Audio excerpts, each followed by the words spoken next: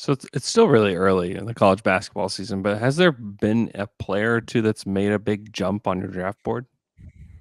Yeah, I mean, honestly, I'm kind of open to any potential outcome right now. So I'm sliding guys up and down like crazy. I feel like Yeah. just given what this cycle has brought.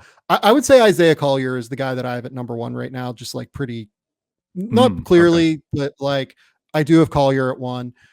6'3", big physical guard who has a great first step, plays almost like kind of a fullback at the point guard position where he's able to drive into the paint.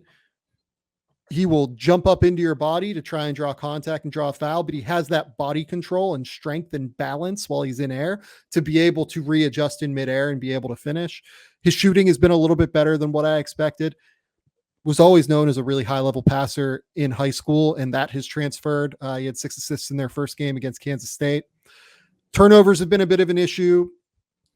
I think that he still has like a pretty wide potential of outcomes, but athletically, he looks very capable of getting to his spots in the way that a NBA point guard needs to, at the very least. So I would say he's someone that's helped himself. Is he the Dalton name can, that you mentioned earlier as could potentially yeah, be like that tier 1, 2? Okay. yeah.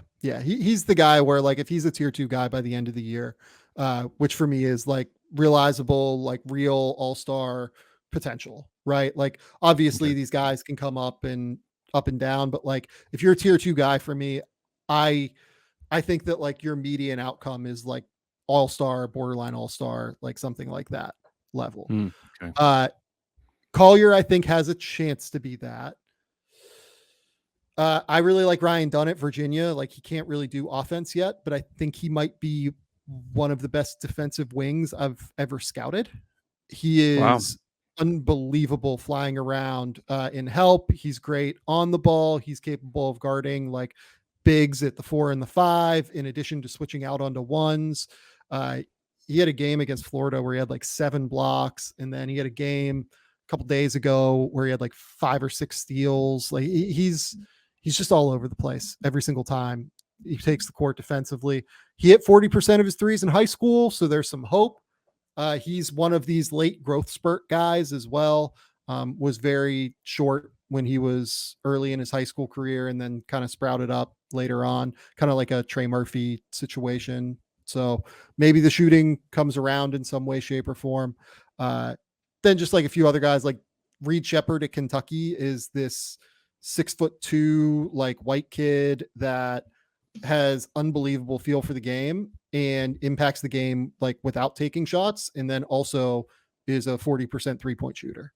Uh, so far this season, I think they've played like 5 games, and he has, I think it's like 24 stocks, like an obscene amount. Just his hand-eye Hmm. coordination is Wow. absurd. And he's a great passer. I think he's like led them in plus minus like every game. It feels like, because his introduction into the game, just clearly he is ahead of DJ Wagner, Justin Edwards, guys like that. He really helps them every time he's on the court. Dalton Connect is a kid at Tennessee who's been able to knock down shots at a really high level so far. 6'6", high level athlete. Oso Iguodaro is a guy that I've always really loved at Marquette. But again, these are guys that, I think are potential late first round picks, not like, Yeah. not guys I would say are lottery picks in a normal draft.